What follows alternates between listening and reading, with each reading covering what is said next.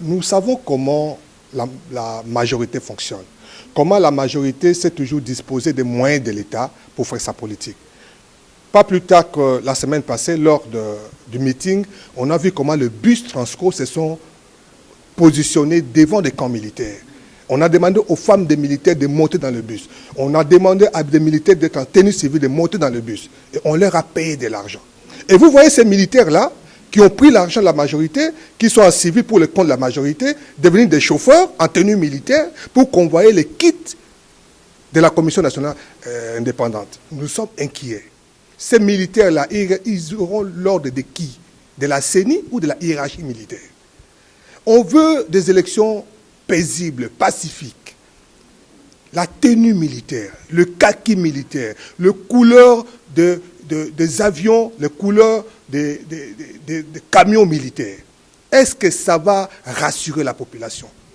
Partout ailleurs dans le monde, lorsque l'armée déploie son matériel, comme on en a vu sur le boulevard, c'est une démonstration de puissance, c'est une démonstration de force. Si on est de bonne foi, si la CENI est de bonne foi, si le gouvernement est de bonne foi, qu'on puisse repeindre ce véhicule aux couleurs de la CENI, que la CENI engage des chauffeurs civils pour rassurer cette population. Vous savez, dans nos contrées, dans nos villages, en province, lorsque un véhicule de militaire débarque, les gens fuient. C'est ça l'état d'esprit.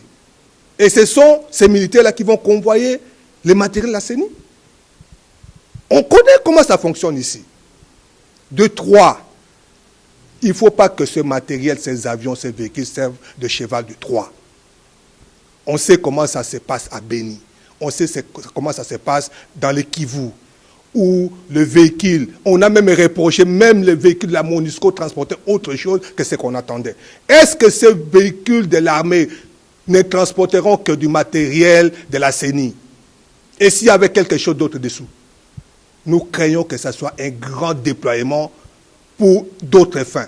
On a vu débarquer de véhicules neufs, autant de véhicules. Ces véhicules-là ont été achetés pour la CENI ou ont été achetés pour autre chose.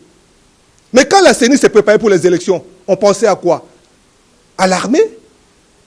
Ceux qui encadrent les élections, ce n'est pas l'armée, c'est la police. L'armée intervient quand la police est débordée. Pour l'instant, il n'y a pas de problème.